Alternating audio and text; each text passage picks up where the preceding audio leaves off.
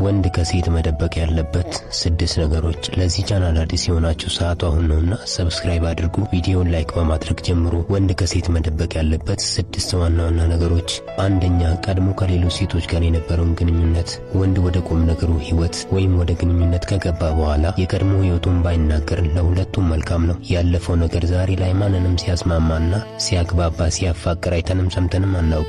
በእርግጥ ለወንድ ልጅ ትልቁ ቁም ነገር ዛሬ ያለበት የህይወት ደረጃና ሁኔታ እንጂ ያለፈው ህይወቱ አይደለምና አንድ ሴት ስለ ፍቅር ጓደኛዋ ያለፈው ህይወቱ ማወቋ ዛሬ ላይ ምንም አይጠቅማትም። ይልቅስ በተቃራኒው አሳሳቢው የሴቷ ያለፈው ህይወቷ ነው። ሴት ያለፈው ህይወቷ ጥሩ ካልሆነ የዛሬ ህይወቷም ጥሩ አይሆንም። በባለፈው ህይወቷ ውስጥ የተበላሹ ግንኙነቶች ከነበሯት ዛሬ ላይ ትዳር ወይም ግንኙነት ብትጀምር እንኳ አክብራ ለመኖር ትቸገራለች። ትዳር በዚህ ዘመን የጋጋ ጨዋታ እንዲመስል ካደረጉት ነገሮች መሃል አንዱ የሴቷ በቀድሞ ህይወቷ በማይረባ ህይወት ውስጥ መቆየቷ ነው። በተለይ ከብዙ ወንዶች ጋር ዴት የወጣች ከብዙ ወንዶች ጋር የወሲብ ታሪክ ያላት ይህቺ ሴት በትዳር ውስጥ ጸንታ ለመኖር ወይም ትዳሯን አክብራ የሚከፈለውን ዋጋ ከፍላ ለመኖር ያቅታታል። በተለይ በትዳር ውስጥ ገብታ በወሲብ ከባሏ ጋር ደስተኛ ላትሆን ትችላለች። በቀድሞ ህይወቷ ብዙ የወሲብ ልማድ ስለነበራት በትዳር ውስጥ ገብታ በምታደርገው ወሲብ ደስተኛ ላትሆን ትችላለች። ደስተኛ ብትሆን እንኳ በቅዱስ ጋብቻ ውስጥ ያለውን ቅዱስ ወሲብ ትርጉሙም ስሜቱም አይገባትም። ስለዚህ ወንድ ልጅ የቀድሞ ህይወቱ ዛሬ ላይ ብዙም ተጽዕኖ አያመጣበትም። በተለይ አሁን በህይወቱ ውስጥ ያለችውን ሴት የሚወዳት ከሆነ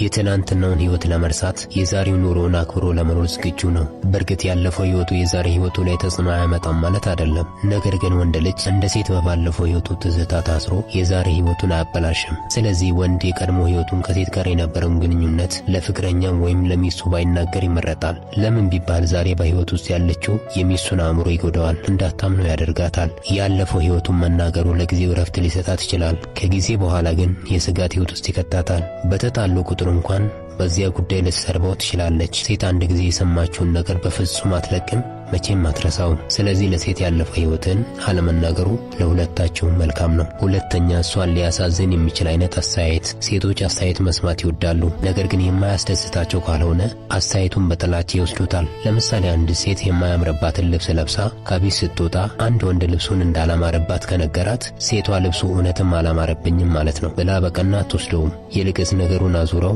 ለእኔ በጎ አመለካከት ስለሌለው ነው ብላ ታስባለች። ስለዚህ ሴትን ልጅ ሊያሳዝናት የሚችል አስተያየት መስጠቱ አስፈላጊ አይደለም። የሚገርመው ነገር ብዙ ሴቶች ከወንዶች አስተያየት ለመስማት በጣም ይጓጓሉ። አስተያየቱን የሚሰጠው ወንድ ግን ሴቷ በምትፈልገው መንገድ ሐሳቡን ካልነገራት ወይ ደግሞ እርሷን ሊያስደስታት በሚቻል መንገድ አስተያየት ካልሰጣት መልሳ ልትጣላ ወይም ልታኮርፈው ትችላለች። ምናልባት እኮ የወንዱ አስተያየት ልክ ሊሆን ይችላል። ሴቶች ከወንድ ልጅ አስተያየት መስማት ቢፈልጉም ግን እውነተኛ የሆነ አስተያየት መስማት አይፈልጉም። የውሸት አስተያየት ሆኖ እነርሱን የሚያስደስት እንኳ ቢሆን ውሸቱን ይመርጡታል። ይህ ሐሳብ ሁሉንም ሴት የሚወክል አይደለም። አብዛኞቹ ሴቶች እውነተኛ አስተያየት ተነግሯቸው ከሚያዝኑ ይልቅ የውሸት ተነግሯቸው ቢደሰቱ ይመርጣሉ። ለዚህ ነው አብዛኛው ወንድ ሴትን በቀላሉ የውሸት ተስፋ እየነገራት የሚያሳምናት። ሴቶች እውነታን ሳይሆን ስሜትን የሚደገፉ ናቸው፣ ስሜታቸውን የሚከተሉ ናቸው። ወንድ ልጅን እውነታውን መጋፈጥ የሚወድ ፍጡር ነው። አሳዛኝና ከባድ እንኳ ቢሆን እውነታውን ተቀብሎ የመኖር አቅም አለው። ሴቶች ደግሞ በሚሰማቸው ስሜት የሚመሩ ናቸው። እውነትን ማወራ ውሸት ብቻ ሴቷን ማስደሰት ከቻልክ ይህ ከእርሷ ጋር ያግባባሃል። ሴቶች የፈለገ ጠንካራ ቢሆኑ ስሜታቸውን የሚጎዳ ነገር መስማት አይፈልጉም። ውሸት ነግራቸው ብታረጋጋቸው ይመርጣሉ። ሶስተኛ፣ ምን አይነት ሴት እንደምትወድ አለመናገር። ጓደኛ የአንተ ታይፕ የሆነች ሴት ምን አይነት እንደሆነች በፍጹም አትንገራት። በተለይ አብራ ያለችው ሴት አንተ የምትወዳት አይነት ሴት ካልሆነች ይህ ማለት የምትወደው አይነት የሴት አቋምን ወይም የሴት ተክለ ሰውነት በፍጹም ለሚስትህም ይሁን ለፍቅረኛ አትንገራት። ሌላው ቀርቶ ፍቅረኛ ራሷ አንተ የምትወደው አይነት አቋም ያላት ሴት ከሆነች እኔ ያንቺ አይነት አቋም ያላትን ሴት እወዳለሁ፣ አቋምሽን የምወደው አይነት አቋም ነው እንዳትላት። ለምን መሰለህ? አንድ ቀን እርሷን ከምትመስል ሴት ጋር እንደ ድንገት መንገድ ላይ እንኳን ብታይ በከባዱ ትጣላሃለች፣ ትጠረጥርሃለች። እርሷን ከምትመስል ሴት ጋር ሁሉ ትጠረጥርሃለች። አንድ ያንተን ታይፕ ካወቀች በኋላ ጥርጣሬ ውስጥ ገብተሃል ማለት ነው። እኔን የምትመስል ሴት ካገኘ ቺት ያደርግብኛል የሚል የስጋት ሐሳብንና ስሜትን ትይዛለች። በወጣ በገባ ቁጥር በጣም ትጠረጥርሃለች። ከዚህ ሁሉ ያንተ ታይፕ የሆነች ሴት ምን አይነት እንደሆነች አትንገራት። በተለይ ደግሞ ምን አይነት የሴት ሰውነት እንደምትወድ በፍጹም አትንገራት። በኋላ ላይ አንተው በተናገርከው ነገር ትጠመድበታለህ፣ ሰላምን ታጣበታለህ። ምን አይነት ሴት እንደምትወዱ እንኳ ብትጠይቅህ እውነቱን አትንገራት። ቅዱሱ መጽሐፍ እንደሚለው እግዚአብሔርን የምትፈራ ሴት እርሷ ትመሰገናለች ብለህ እለፋው። አራተኛ በመጀመሪያው ቀን ወሲብ ላይ ያለባትን ችግር አትንገራት። ብዙ ጊዜ አልጋ ላይ ጨዋታ ችግር ያለባቸው ወንዶች ብቻ ይመስለናል። ወሲብ ላይ ሴቶችም ችግር አለባቸው። ሴት በተለይ ለመጀመሪያ ጊዜ ካንተ ጋር ወሲብ ስታደርግ በራሷ ሙሉ የሆነ መተማመን አይኖራትም። በጣም ልትሸማቀቅና ልታፍር ትችላለች። ስለዚህ እንደሚገባ ወንዱን ላታስደስተው ትችላለች። እንዲሁም ልታስጨንቀው ወይም ነጻነት ልታሳጣው ትችላለች። ሰውነቷም ዝግጁ ላይሆን ይችላል። ትልቅ የሆነ ፍርሃትና መሸማቀቅ ውስጥ ልትገባ ትችላለች። ምናልባት ወሲብ እያደረግካትም ስሜት አልባ ልትመስል ትችላለች። ውስጧ ያለው ስሜት ሊገደብ ይችላል። ይታዘበኛል፣ ዱርዬ ናት፣ በወሲብ ብዙ ልምድ አላት ይለኛል በሚል ፍርሃት ነጻ ላትሆን ትችላለች። ራሷን ልትገድበውና ልትቆጣጠር ትችላለች። የምታደርጉት ወሲብ እስከማይመስል ድረስ ግራ ልታጋባ ትችላለች። ሴቶች አልጋ ላይ በራስ መተማመን ከሌላቸው በጣም ያስጨንቃሉ። ወሲብ እንድትጠላ ሊያደርጉህም ይችላሉ። እንኳን ደስ ልታገኝ ጭራሽ የሚያስጠላ ሙድ ውስጥ ልትገባ ትችላለህ። እነዚህ ጥቂቶቹ ችግሮች ናቸው። እናም የመጀመሪያ ወሲብ ስታደርጉ ምንም አይነት አሉታዊ አስተያየት እንዳትሰጣት፣ ክፉ ነገር አትናገራት። ይልቅስ ካንተ ጋር የምታደርገው ወሲብ ልዩ እንደሆነ እንዲሰማት አድርግ። አልጋ ላይ በጣም ውብና ደስታን፣ እርካታን የምትወክል መሆኗን ንገራት። ሴትነቷ ወንድነትን እንድትወደው እንዳረገ ንገራት። የማትጠገብ አማላይ ሐዘንህን ሁሉ የሚያስረሳ ስሜት እንደሰጠች ንገራት። አምስተኛ ምን ያህል ወሲብ እንደምትወዳት ትንገራት። ሴቶች ወሲብ ላይ ጎበዝ የሆነ ወንድ ቢወዱም ግን ስሜቱ ምን ያህል እንደሆነ ለዚያ ስሜት ሟች መሆኑን ሲያውቁ በጣም ይደብራቸዋል። ስሜቱን መግዛት አይችልም፣ ፊት ለማድረግ ቅርብ ነው ብለው ያስባሉ። ስለዚህ ምንም ያህል ለወሲብ ፍቅር ቢኖር ከስሜት በላይ ራስን መግዛት እንደምትችል ልታስረዳቸው ይገባል። የወሲብ ፍቅርህን በፍጹም አትንገራት። ለወሲብ ያለህን ፍቅር ስትነግራት ለጊዜው በአድናቆት ልትሰማ ትችላለች። ኋላ ላይ ግን እንደ ዱርዬ ነው የምታይ።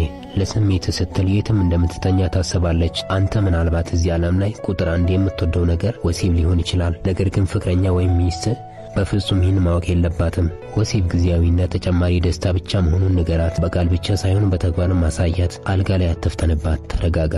አእምሮህን መሳት የለብህም። ንቁ ሆነ ወሲብ አድርግ።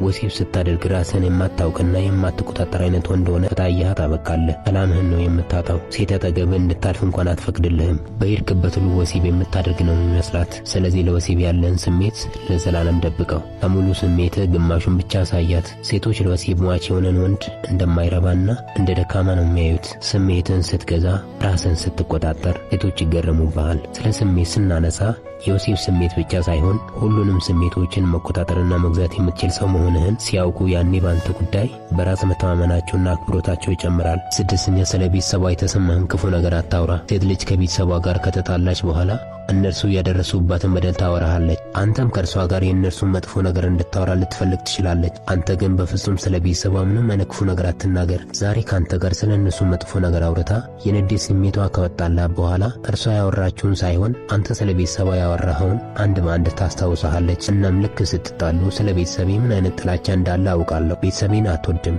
አታከብርም በማለት ጭራሽ ነገሩን ወደ አንተው ታዞራለች። እሷ ከፈለገች ቤተሰቧን ማማት አይደለም ከምድረ ገጽ ልታጠፋቸውም ትችላለች። አንተ ግን በዚህ ጉዳይ ውስጥ አትሳተፍ። በእርሷና በቤተሰቧ መሃል የፈለገ ነገር ይፈጠር፣ አንተ ስለ እነርሱ ክፉ ነገር አታውራ። ኋላ ላይ ከቤተሰቧ ጋር ስትታረቅ ነገሩን ወደ አንተ ታዞረዋለች። ራሷ አውርታ ባስወራች ጉዳይ አንተን ጥፋተኛ ታደርጋለች። ስለዚህ ወንድሜ በፍጹም ስለ ቤተሰቧ አብረሃት ቁጭ ብለህ ክፉ ነገር አታውራ።